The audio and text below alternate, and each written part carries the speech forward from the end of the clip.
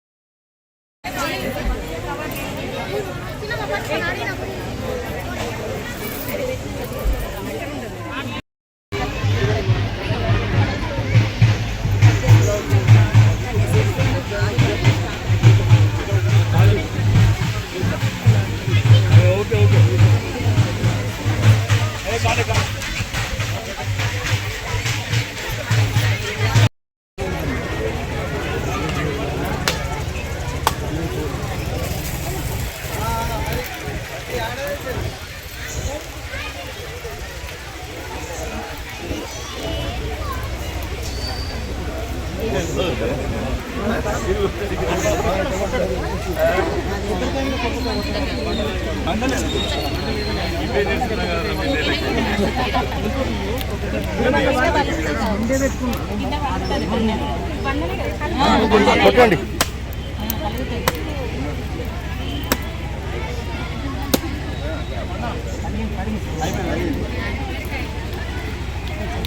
మంచిగా ఉన్నాయి బోనాలు అన్ని చెట్లనే వదులుతుంది.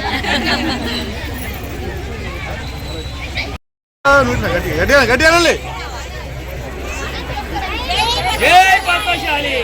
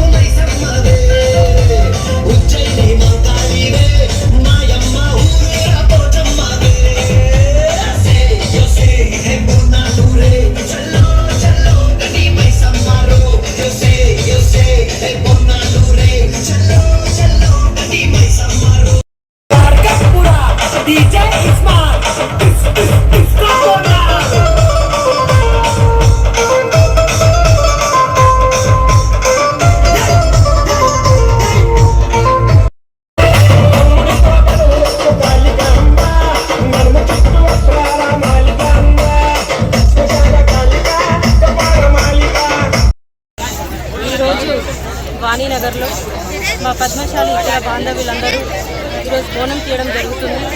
మరి ఈరోజే కాదు, గత 3 సంవత్సరాల నుంచి తీయడం జరుగుతుంది. కాబట్టి ప్రతి ఒక్కరూ ఈ ఆషాఢ మాసంలో ఈ బోనాలు తీస్తూ చాలా సంతోషంగా ఉంటారు. ప్రతి ఇంట్లో ఒక పండగ వాతావరణం కనిపిస్తుంది. నెల రోజులు అందరూ చాలా సంతోషంగా ఆరోగ్యాలతో ఆస్తి ఆరోగ్యాలతో అందరూ బాగుండాలని చెప్పేసి మనస్ఫూర్తిగా కోరుకుంటూ ఆ పోచమ్మ తల్లి ప్రతి ఒక్కరిని చల్లగా కాపాడాలి. ఆ ముల్లోకాల నేలే ఆ తల్లి ప్రతి ఇంటిని చల్లగా కాపాడాలి. అట్లాగే మన ఊరు బాగుంటే మనం కూడా బాగుంటాం. ఆ తల్లి చూపు ఎప్పుడు మనపైనే ఉండాలి. అట్లాగే వర్షాలు పడాలి, రైతులు బాగుండాలి. రైతులు బాగుంటేనే మనం బాగుంటాం, మనం 3 పూటలు తినగలుగుతాం. కాబట్టి ఎక్కడైనా కానీ వర్షాలు పడితే రైతులు బాగుంటారు, మనం బాగుంటాం. ప్రతి చోట ఆ అమ్మవారి దీవెనలు ఉండాలని చెప్పేసి ఈ జగిత్యాల ప్రజల మీద, అట్లాగే ఆ అమ్మవారిని మరీ మళ్ళొక్కసారి కోరుకుంటూ ఆ అమ్మవారి ఆశీర్వాదాలు అందరి మీద ఉండాలని చెప్పేసి కోరుకుంటూ సెలవు.